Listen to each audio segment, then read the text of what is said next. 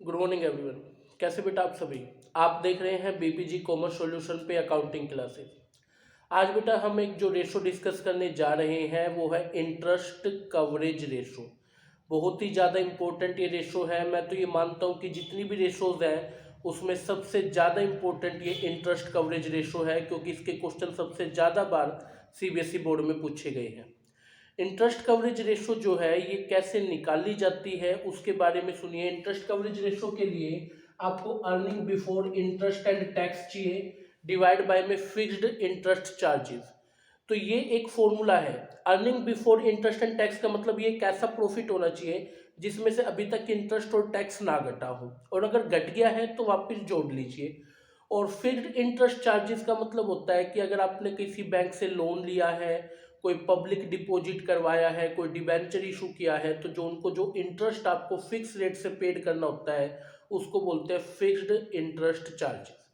इस रेशो का यूज ये है कि ये रेशो बताते हैं कि आपके पास में टोटल प्रॉफिट का जो टोटल प्रॉफिट्स है वो टोटल चार्जेस का कितना गुना है, टाइम्स में ये रेशो आती है। लाइक मान लीजिए आपके पास जो earning before interest and tax 10 lakh rupees की आ जाए और आपके पास fixed interest charges 2 lakh rupees के आ जाए, तो इट्स मीन ये 5 टाइम्स आ गया। तो ये दिखाएगा कि आपके पास में टोटल चार्जेस का जो प्रॉफिट है वो 5 गुना है। इट्स मीन आपकी जो अर्निंग कैपेसिटी है वो बहुत अच्छी है। आप इजीली अपनी कंपनी के ड्यूज पेड कर सकते हैं। जितना ये ज़्यादा आएगा उतना ये बेटर होगा। ये बहुत ही ज़्यादा इंपॉर्टेंट एक लाइन मैंने यहाँ पे बोली, इस चीज़ को याद रखिएगा। अब एक क्वेश्चन के थ्रू इस रेशो को और ज़्यादा अच्छे से समझते हैं। सबसे पहले क्वेश्चन अपनी स्क्रीन पर देखिए। कह रहे हैं कि आपको जो है केएक्स लिमिटेड की जो है निकालनी है इंटरेस्ट कवरेज रेशो 31 मार्च 2017 के लिए। अब कंपनी ने नेट प्रॉफिट आफ्टर टैक्स दे दिया, नेट प्रॉफिट आफ्टर टैक्स। अब आपको क्या निकालना है बेटा, earning before interest and tax, और उसने दे दिया earning after interest and tax. तो आफ्टर से बिफोर पे अगर आपको जाना है तो आपको प्लस करना होगा इंटरेस्ट को और प्लस करना होगा टैक्सेस को। तो earning after interest and tax 6 lakh rupees की है। आगे चलते हैं। कह रहे कि कंपनी ने 40 लाख रुपये के डिबेंचर्स इशू किए। अब देखिए रुपया आगे है तो इन दैट केस, और 12% वाले हैं, तो देखिए 40 लाख का 12% इंटरेस्ट रेट होती है, तो ये बन गए 4,80,000 रुपीज का इंटरेस्ट। तो आपको हर साल इंटरेस्ट कितना पेड करना है, 4,80,000 रुपीज का। तो इंटरेस्ट यहाँ पे आपने कैलकुलेट कर लिया है ना। आगे चलिए। कह रहे टैक्स की रेट 40% है। देखिए इस पे गौर करिएगा कि आपकी जो टैक्स की रेट है वो 40% है। अब आपको टैक्स कैलकुलेट करना है। अब देखिए टैक्स जो है इस earning after interest and tax में से घट चुका है। ये जो 6 लाख रुपए की जो आपके पास वैल्यू है वो earning after interest and tax है, इसका मतलब उसमें से टैक्स घट चुका है। इसका मतलब ये वैल्यू कितने परसेंटेज है बेटा, ये आपकी वैल्यू शो कर रही है कि ये वैल्यू, हर एक वैल्यू 100% होती है, लेकिन 100 में से 40 जाने के बाद ये 60% रह गई। तो 60% value of earning after interest and tax is 6 lakh rupees. मानते हैं आप इस चीज को कि भाई 60% वैल्यू 6 लाख को दिखा रही है। तो 40% वैल्यू ऑफ टैक्स, टैक्स की किसके इक्वल होगी, वो होगी बेटा 6 लाख मल्टीप्लाई 40 डिवाइड बाई में 60 इज इक्वल टू 4 लाख। इसका मतलब टैक्स आपका कितना होगा, 4 लाख रुपीज का। तो टैक्स आपका 4 लाख रुपीज का आ गया बेटा। अब इसको अगर आप जोड़ेंगे तो ये बन गया 14,80,000 रुपीज। कर सकते हैं आप लोग इस चीज को, यहां तक आप लोग पहुंच गए। अब बस फॉर्मूले को पुट करिए। आपको इंटरेस्ट कवरेज रेशियो निकालनी थी ना, तो earning before interest and tax divide by में फिक्स्ड इंटरेस्ट चार्जेस, यही फॉर्मूला था। तो आपके पास में जो है यहाँ पे earning before interest and tax कितनी आ गई है बेटा, 14,80,000 रुपीज की। और आपके पास फिक्स्ड इंटरेस्ट चार्जेस कितने के हैं, 4,80,000 रुपीज के हैं फिक्स्ड इंटरेस्ट चार्जेस। समझ रहे बेटा इस चीज को सॉरी। तो इस तरीके से ये 3.08 टाइम्स आ गया। तो आपकी जो आईसीआर है वो दिखा रही है कि आपके पास प्रॉफिट जो है वो टोटल चार्जेस का 3 गुना से भी थोड़ा ज़्यादा है। तो इट्स मीन कंपनी की फाइनेंशियल पोजीशन साउंड है, इजीली जो है इंटरेस्ट वगैरह पेड किया जा सकता है। क्लियर है बेटा? अब देखिए बेटा, एक क्वेश्चन आपकी स्क्रीन पे और है, आप देख पा रहे होंगे, और वो क्वेश्चन बड़ा ही इंटरेस्टिंग है। उस क्वेश्चन में आपको चारों रेशो निकालनी है जो आपकी रेशो बिलोंग करती है सोल्वेंसी रेशो से। आपको आईसीआर भी निकालनी है, डेब्ट इक्विटी भी निकालनी है, एसेट टू डेब्ट भी निकालनी है, और प्रोप्राइटर रेशो भी निकालनी है। चारों की चारों रेशो निकालनी है, चारों के फॉर्मूले आपके सामने हैं। तो हम 1 बाय 1 हर एक रेशो को निकालेंगे। इन तीनों रेशो को निकालने के लिए आपको डेब्ट, इक्विटी और एसेट क्या है वो पता होना चाहिए। क्वेश्चन में से ढूंढते हैं। सबसे पहले इक्विटी शेयर कैपिटल दे रखा है बेटा आपको 3 लाख रुपीज का। अब आपको पता होना चाहिए इक्विटी शेयर कैपिटल, तो इक्विटी के अंदर आता है, शेयर होल्डर फंड में आता है 3 लाख, यहाँ पे लिखे। प्रीफरेंस शेयर कैपिटल जो है बेटा वो 1,20,000 का है, तो ये 1,20,000 आप यहाँ पे ऐड कर लीजिए। कैपिटल रिजर्व भी आपका इक्विटी का ही पार्ट है, 60,000 यहाँ पे लिख लीजिए। इसके बाद आपको क्वेश्चन में प्रॉफिट एंड लॉस दे रखा है 1,20,000 रुपीज का, तो प्रॉफिट एंड लॉस भी शेयर होल्डर फंड का ही पार्ट है, इसमें ही डालिए। अब देखिए डिबेंचर्स दे रखे हैं, ये तो डेब्ट के पार्ट है, नॉन करंट लाइबिलिटीज। मोर्टाज लोन ये भी आपका डेब्ट का पार्ट है, 1,50,000 रुपीज का। समझिए आप इस चीज को। उसके बाद बेटा क्वेश्चन में आप लोग देख पा रहे होंगे करंट लाइबिलिटीज गिवन है। अब देखिए करंट लाइबिलिटीज डेब्ट के अंदर नहीं आती है, आप इसको छोड़ दीजिए, ये सिर्फ कंफ्यूज करने के लिए है। नॉन करंट एसेट और करंट एसेट है। नॉन करंट एसेट बेटा 4,80,000 की है, और आपके पास करंट एसेट जो है वो 6 लाख रुपीज की है। मानते इस चीज को? तो इसको हमने यहाँ पे लिख लेना है। तो अब आप टोटल करिए, देखिए यहाँ पे डेब्ट जो है वो 6,50,000 रुपीज के आ गए। इक्विटी की बात करें तो इक्विटी जो है वो आप टोटल करेंगे तो ये भी आपके पास 6 लाख रुपीज की इक्विटी जो है वो यहाँ पे निकल के आ रही है। ठीक है। डेप्ट जो है बेटा ये 2 लाख रुपए के, बेटा ये मैंने जो है इनको गलत ले लिया थोड़ा सा।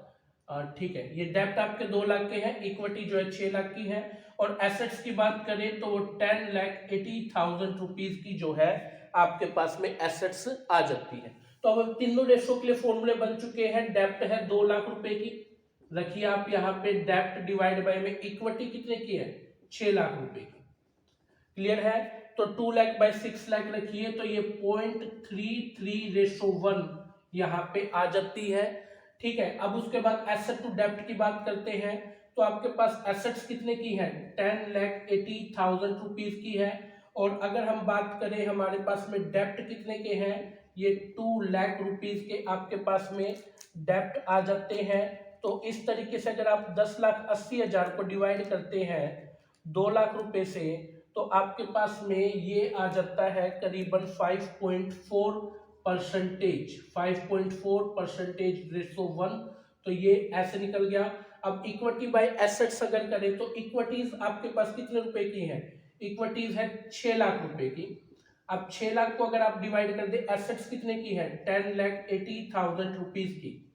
तो इस तरीके से जो है ये रेशो आपके पास निकल जाती है 0.55:1। तो इस तरीके से ये रेशो जो है आपके पास निकल के आ जाती है, और ये तीनों रेशो जो है बड़ी ही कमाल की थी, तीनों यहाँ पे हमने पूरी कर ली है।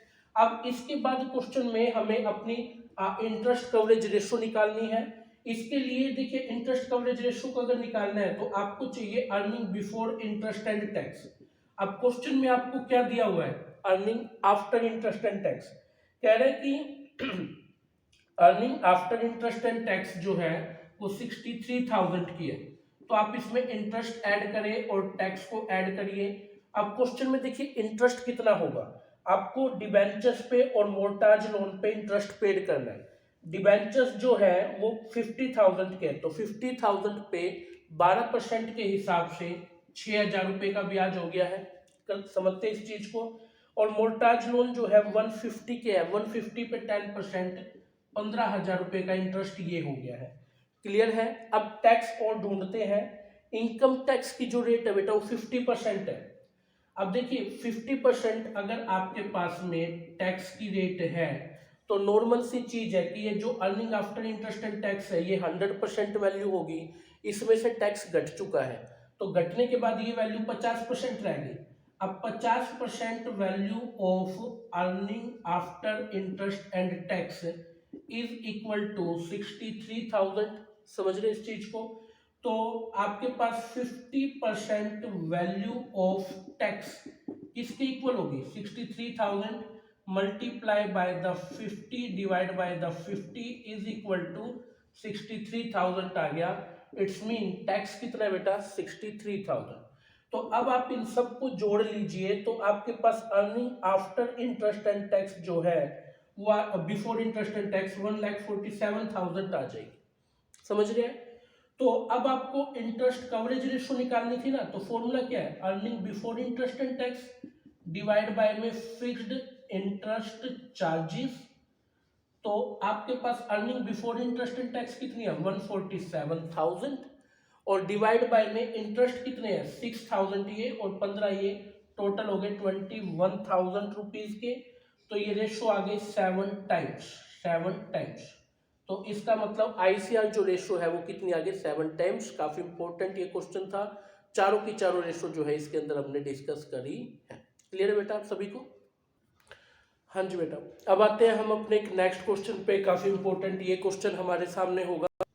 इस क्वेश्चन में बेटा हमें निकालना है डेब्ट टू कैपिटल एम्प्लॉयड रेशो। काफी इंपॉर्टेंट ये रेशो होती है। इस रेशो का फॉर्मूला होता है डेब्ट बाय कैपिटल एम्प्लॉयड, ये इसका फॉर्मूला होता है। अब देखिए डेब्ट जो है वो नॉन करंट लायबिलिटी के इक्वल होती है और जो कैपिटल एम्प्लॉयड है वो शेयर होल्डर फंड और नॉन करंट लायबिलिटी के इक्वल होती है। ठीक है, तो अब आपके पास ये क्वेश्चन है, इस क्वेश्चन में से आपको अपने डेब्ट ढूंढने हैं और आपको अपनी कैपिटल एम्प्लॉयड को जो है ढूंढना है। तो वन बाय वन पढ़ते जाते और लिखते जाएंगे। सबसे पहले मोर्टाज लोन नॉन करंट लायबिलिटी होती है, तो डेब्ट का डेफिनेटली पार्ट होगा 2 लाख रुपीज जो है यहाँ पे लिख लीजिए। उसके बाद बैंक लोन है, डेफिनेटली वो भी नॉन करंट लायबिलिटी ही होती है, यहाँ पे ऐड ऑन करिए। करंट लायबिलिटी ये डेब्ट का पार्ट नहीं है, ये टोटल डेब्ट का पार्ट है। टोटल डेब्ट में करंट लायबिलिटी और नॉन करंट दोनों आती है, तो करंट वाले को छोड़ दीजिए, हमें सिर्फ डेब्ट चाहिए, non current liability. Equity share capital, अब देखिए ये कैपिटल एम्प्लॉयड के लिए आ सकती है क्योंकि कैपिटल एम्प्लॉयड में शेयर होल्डर फंड और नॉन करंट लायबिलिटी को हमें चाहिए होता है। क्लियर है? तो आपके पास में जो है इक्विटी शेयर कैपिटल कितने रुपए की है बेटा? 4 लाख रुपीज की, आप इसको ले लीजिए। उसके बाद में प्रीफरेंस शेयर कैपिटल है, वो भी शेयर होल्डर फंड में शेयर कैपिटल का ही पार्ट है, आप इसको भी ऐड ऑन कर लीजिए।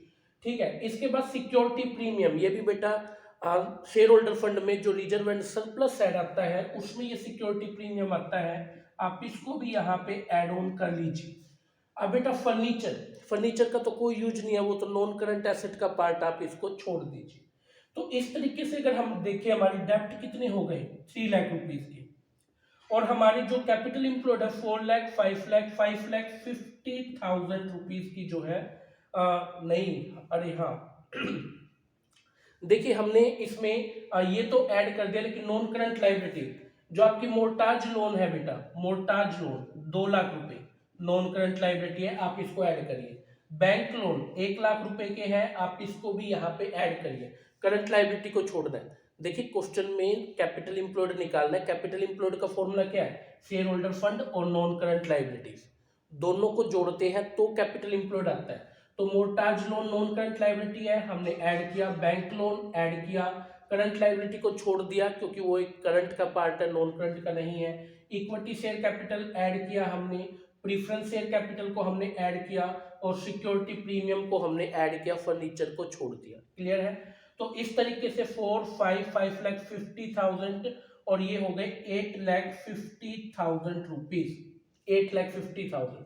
तो इस तरीके से अगर डेब्ट टू कैपिटल एम्प्लॉयड में देखें तो हमारे पास में डेब्ट कितने रुपए के हैं बेटा? 3 लाख रुपीज के हैं, और कैपिटल एम्प्लॉयड की बात करें तो 8,50,000 रुपीज की है।